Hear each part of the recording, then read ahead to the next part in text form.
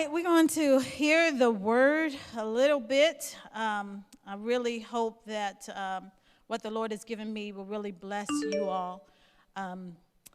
And I'm not sure if that was my device or somebody else's. But let's just turn to the word this morning. We are in the My Table series, right? We're still in the My Table series, and it's Mother's Day, so the best thing you can do with that is my mother's table, right? So I don't want anybody in the room, anybody online to kind of zone out. Oh, this is for mothers, let the mothers hear it, Lord, bless them. No, this is for all of us, because my mother's table is the first table that I ever sat at in life for every one of us. Your mother's table, your family's table. Some people are thinking, well, my mother wasn't here. And my heart is with you right now if you didn't have your mother growing up. Some are thinking, we didn't even have a table. Whatever you're thinking, the point that I'm making is that it's that family atmosphere. It's that place in our homes where we are first given just, this sense of relationship, this sense of stewardship, this sense of leadership. It starts at my mother's table. I want to take you to Genesis. Let's go to Genesis first. And this is where, God expressed his heart. In the beginning, the story if you've been around for a little while. But if you haven't, in the beginning, God created the heavens and the earth. He made a perfect world. He made a perfect world because he knew that he would be placing mankind inside of that perfect world. So everything that's needed for life and living and breathing and everything, and food, everything, all sustenance was put inside of this world that God had created. And, this story goes on, and everybody gets to the fall and how mankind messed up, and inside of that perfect world was now sin, and everything that was death and decaying and ugly began to come into the world. But I want to stay at creation for a little while, when it was perfect. And God said to mankind, he said in Genesis 1, chapter 1, verse 20, let's go to verse 26. So then God said, let us make mankind in our image and our likeness, so that they may rule over the fish in the sea and over the birds in the sky and over the livestock and all the creatures that move along the ground. So God created mankind in his own image. In the image of God, he created them, male and female. He created them. God blessed them and said to them, be fruitful and increase in number. Fill the earth and subdue it. Rule over the fish in the sea and the birds in the sky and over every living creature that moves on the ground. So right there at the beginning of creation, God expressed his desire. When he made mankind in his image, it was to display his glory. His glory was already displayed by a perfect world in nature. But he added to it even more. Let us create mankind in our image. So nothing else in creation was in the image of God. It displayed his glory, but only mankind would reflect. When you look in a mirror and you see your image, that it's reflecting you. And mankind was intended to do that, reflect the glory of God, reflect the very image, so that every creeping thing on the earth, that the whole world would know who God is. And so inside of his plan, inside of that intentionality to display his glory, he gave mankind instructions. He said, be fruitful and multiply, subdue the earth, fill it. Rule, take dominion, be leaders, direct, and instruct everywhere you go. That was God's intention. And his plan hasn't changed. But it's all to reflect his glory, not our own. And so at mother's table, at every place in the family, what is the intentionality? What is the goal? What is the plan that we should all be working toward?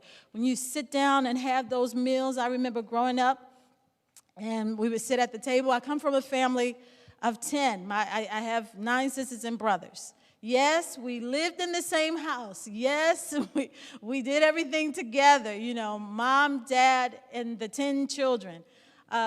And it was fun. It was like a party all the time to me. I enjoyed it. No, I didn't have my own room ever growing up. No, sometimes I didn't even have my own bed. We were not rich people, but we had such love. We were rich in love, in relationship. And sometimes at the table, everybody couldn't fit. Sometimes it was just, we gave nicknames to sections of our family. Our family was big enough to do that.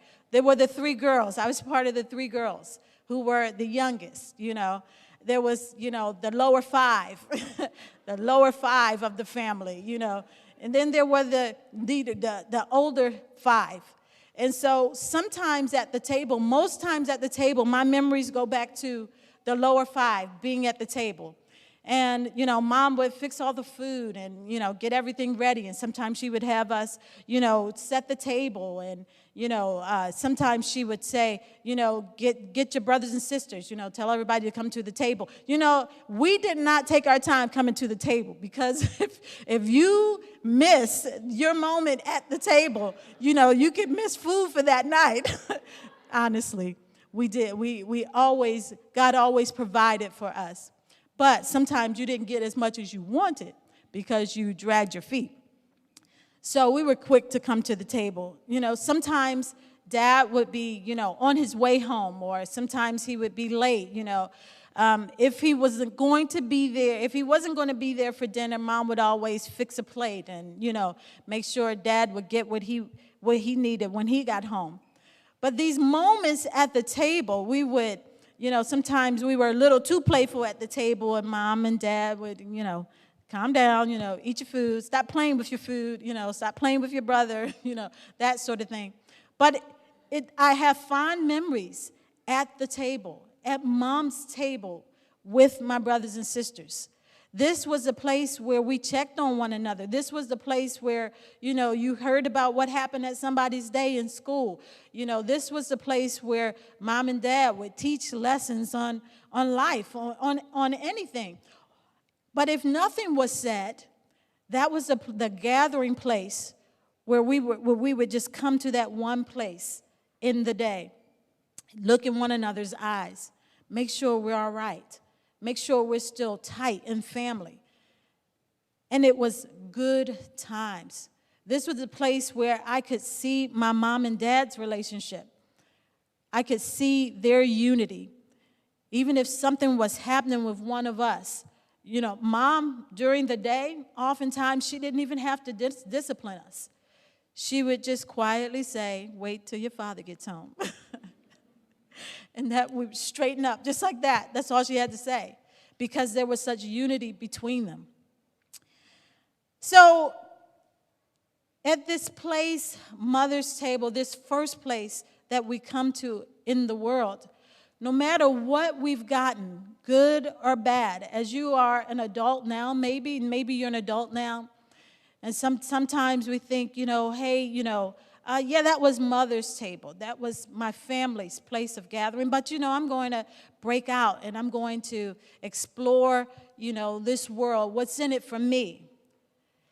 No matter who you become, no matter what you accomplish, no one can deny that it all began at mother's table. So I want to tell you about Ruth. Ruth was a Moabitess. So as far as the people of God are concerned, she was a foreigner. But if you know this story in Ruth, in the book of Ruth, I would encourage you to read this story. If you have any questions about relationship, about covenant, about closeness, about being what you are supposed to be in a friendship, I want to take you to Ruth, chapter 1, the book of Ruth, chapter 1, 14 through 17 is what I'm going to attempt to read here. So, at this, they wept aloud again, talking about Ruth and her sister-in-law, Orpah. And then Orpah kissed her mother-in-law goodbye, but Ruth clung to her. I'll tell you the backstory in just one moment. Just try to remember this. Look, Naomi said, who's the mother-in-law, your sister-in-law is going back to her people and her gods. Go back with her. But Ruth replied, don't urge me to leave you or to turn back from you. Where you go, I will go. And where you stay, I will stay. Your people will be my people, and your God, my God. Where you die, I will die, and there I will be buried. May the Lord deal with me, be it ever so severely, if even death separates you and me. I hope you all can kind of take yourself back to this moment where there was this mother-in-law who was bereaved of her son and of her husband and her two sons. And she was left there with her daughter-in-laws, two of them. And here they are, three women, and in that day and in that society, women didn't really go out and get a job. Their provision was through their husbands, through their families. And so Naomi, seeing that, I don't have a husband, even my sons have died. I'm left with nothing. Nothing in relationship, nothing that I can provide for you. Go back to your families, go back to your homes. One of them kissed her. She wept, and she left. The other one, named Ruth, kissed her, she wept, and she clung to her. She would not let go. She clung to her. Now, I don't know what you are thinking. It's like, hey, all right, she told me to leave, so I'm leaving, or there's no means of income here. I need to go back and figure something out. That wasn't Ruth. Ruth clung to her mother-in-law because previously she clung to her husband. She married her husband. She was in that family. She married her mother-in-law, if you will, if you can hear what I'm saying. Marriage is a covenant. It's not just a legal arrangement. When you are joined to a person, you're joined to that person's family. And it is a covenant that Ruth took very seriously, to the point where her mother-in-law didn't even realize what was at work when she wouldn't leave. She had to remind her, your people will be my people. Your God will be my God. That was the point, that God transformed Ruth's heart. Remember, I said Ruth was a foreigner. Naomi and her family came to this foreign land when there was a famine in their home in Judah, where the people of Israel were. But over the passage of time, the men died, and the women were left there in this foreign land to Naomi. So Naomi heard that, things were happening good again back home, and maybe I'll go back home and you all can go back to your people. Ruth had received something at Naomi's table. She wasn't going back. She wasn't going back to those foreign gods. She wasn't going back to the old way of life. She received something at Naomi's table. She received relationship. She received covenant. And let me tell you something. Covenant was a God thing. God initiated covenant. And so the people of Israel understood covenant. Foreign people didn't quite understand covenant the way that the people of Israel did. So when Ruth came into this family, she came into that. She realized that was transformative in her life, to the point where she said, please don't make me go back to where I came from. I've been taken out of that place and brought into the place where there's life. Your God will be my God. That was a pledge from her heart to Naomi. She could only get that at Naomi's table, at her mother's table. That's where she got it.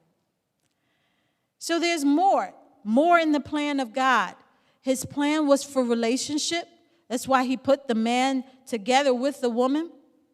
He said it's not good for man to be alone, so he created the woman. And then when he said to them both, be fruitful and multiply, increase in number, make more of who you are. I've put that inside of you. I've created your body such that you can do that, and that's what I expect you to do. Increase in number, make more of who you are, but not just more people for relationship, although it is facilitated in that way. It's make more of you who will serve and love and follow me and carry my plan even throughout the earth. Relationship.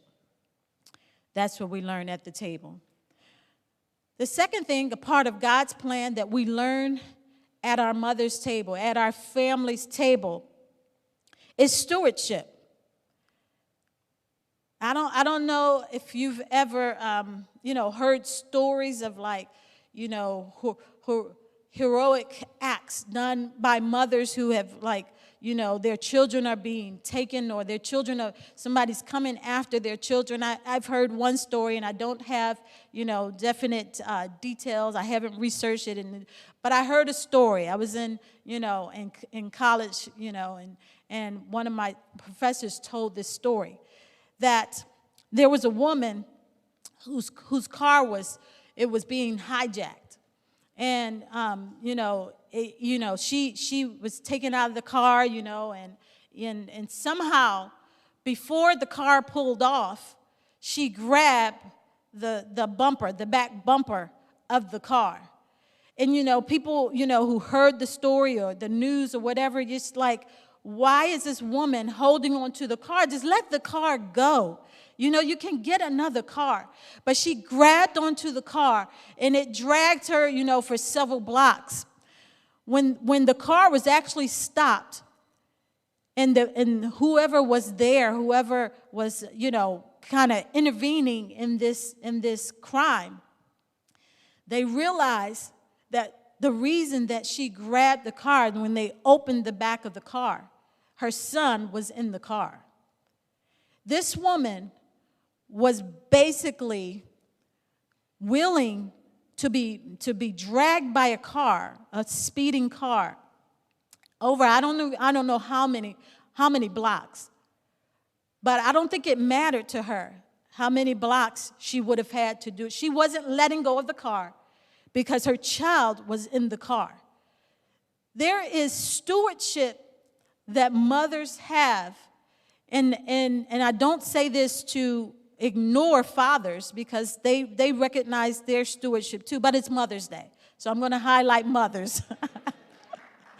There's a stewardship that mothers have that begins way before you see the face of your child. Can I just be real? When that child is in your womb, even before you feel the child moving in your womb, there's a stewardship that is hardwired on the heart of a mother. There's a stewardship that she can't exonerate. She cannot, just forget about. And there's this stewardship that is from the beginning. It's not just, when I think my child needs me, I'll care for them. I will, cover them and protect them. No. It is deep inside. As deep as it's in the heart of God, it's in the heart of a mother. And so you all need to be patient with your mamas, you adults, you young adults, when you feel like she's still treating me like a little kid. I've been guilty of this, okay? Of treating my children, who are all adults now, like little kids, because it's like you don't know, nobody actually tells you how to make the transition. This is a stewardship that you have lived with, even before they were breathing outside of your body. So that does not come easy, but at the same time, it's necessary. It is. This kind of stewardship has to be transferred. It has to be transferred. Or your baby will not become a woman. Your baby will not become a man. Let me show you how this stewardship was handled in Moses' life. Okay, I'm going to take you to, first I'm going to give you a backdrop, and then I'm going to take you to the scripture in Acts chapter 7. But Moses was, born in the Levite family, which, even the Bible telling us that he was born in the Levite family lets you know that there was already a call on his life. The Levites of all the tribes were given the responsibility of being the priest, of being the service in the house of God. We would learn later in the story. But he was born in the Levite family, and he was, born to this family right in the middle of genocide happening. The Hebrews were being just, the baby boys were just being thrown into the Nile at the order of the king. Excuse me. And the king, Pharaoh, he was afraid that the Israelite people would increase in numbers and overtake the Egyptians. So he said, just take the little boys and throw them into the Nile. Well, Moses' mother and father, there was a stewardship that they had. There was the stewardship of parenting, nurturing, caring for, bringing up, really transferring leadership and call and stewardship to their children. And where does that happen? At mother's table. So she hid him. She birthed this baby, and she hid him for 3 months. And then when she couldn't hide him anymore, she put him in she obeyed the king to a degree. She put him in a basket first and then put him in the Nile. And then as the basket floated, it reached Pharaoh's daughter. So as the Lord was orchestrating, people normally say, as fate would have it, this, and that, and the other had it. But it was orchestrated by the Lord that this basket would reach the hands of Pharaoh's daughter. So she got the baby, and she decided to raise the baby and care for the baby. But, big sister, watching that basket float, said, "Would you like one of the Hebrew women to nurse him?" Since the Hebrews were the slaves of the Egyptians, they would take the Hebrews to nurse the babies. Literally, raise that child, for a period of time, as long as they needed to nurse on their mothers. And so this Hebrew baby was given to one of the Hebrew women to nurse. Obviously, big sister, knowing who the mother was, said, "I'll go get mom." And guess what? She was paid to care for her own child. How's that, mamas? Stay-at-home moms who, hey, that worked. When I was a stay-at-home mom, I thought, it would be great if I could be getting paid for all this work that I'm doing here. Come on. Thank you for that hand over there. So anyway, she was paid to care for her child.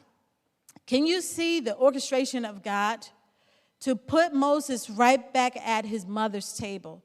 Even though he was now being adopted by Pharaoh's daughter, he was still going to be nurtured in the way of the Lord. He was going to be nurtured in this stewardship that not only his parents had for him, but the very stewardship that he would have for the people of God. Now I'm going to take you to Acts chapter 7, verse 20. So at the time Moses was born, and he was no ordinary child, for 3 months he was cared for by his family. He sat at his mother's table. He sat at the place of sustenance for his family for a period of time. And when he was placed outside, Pharaoh's daughter took him and brought him up as her own son. Moses was educated in all wisdom of the Egyptians and was powerful in speech and actions. Even though he didn't feel that way, he was powerful in speech and actions. I'm going to jump down to 25. Moses thought that his own people would realize that God was using him to rescue them, but they did not. Can I tell you, there was a place, there was an intentionality of something that he got at mother's table to even put it in his mind to think that he would rescue his people, that he would be the one used by God to deliver them from Egypt. It is what happened, even though his people didn't see it at first. He totally saw it. He totally saw it. And the only reason that he totally saw it is because of what he was put down on the inside of him at his mother's table. And as Pharaoh's daughter raised him, there were other things that God used that situation for. He was educated.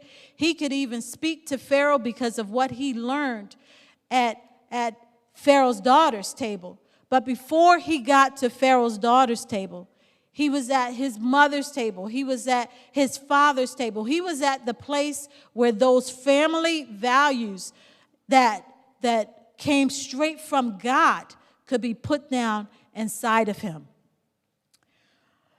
So the last example of what we get from mother's table, I want to share, and it's the example of Jesus himself. We know that Jesus was raised by Mary and Joseph. There's not a lot about Jesus' life before his public ministry, but there's this one moment in Luke. And in Luke chapter 2:49, I want to read this to you. And hear it with fresh ears. Maybe you've heard it before, but I want you to hear it with fresh ears. "Why were you searching for me?" Jesus asked. "Didn't you know I had to be in my Father's house?" The remarkable thing about this and what we learn and what is in God's plan, the leadership that he has for us, is that Jesus was surprised that they were surprised when they found him in the temple. So the backdrop is that, there was a big festival every year. They come and gather like a big family reunion, and everyone was there. And when they were going back home in a caravan, Jesus was not there. And he was about 12 years old. So his parents came back to the city of Jerusalem to look for him, and they were searching among his relatives. They were, did you see Jesus? Do you know where he is? And when they found him, and they were surprised, and he was, you were searching for me. Why would you think that I would be anywhere else except my Father's house when that's what you taught me all my life? You taught me this.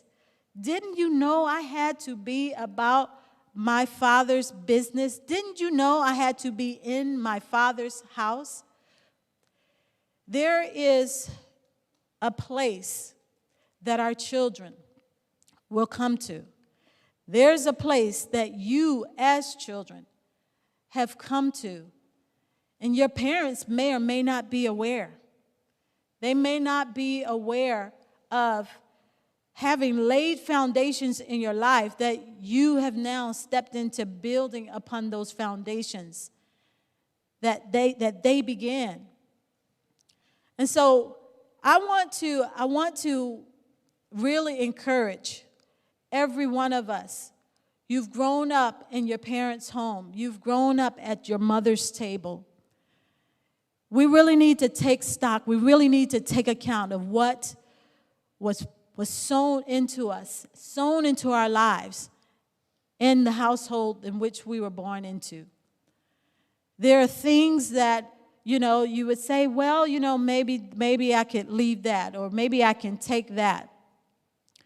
But I want us to realize that whatever we got in our parents' household, at our mother's table, it was intended by God that you would take that and you would come to his house.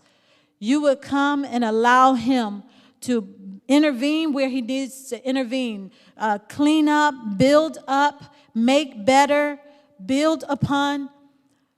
Let's not just look at it and say, oh, that was them, now this is me. I'm separate from that. You learned relationship, good or bad. There were things that you learned. You learned stewardship, good or bad. You learned it. And hopefully you learned leadership.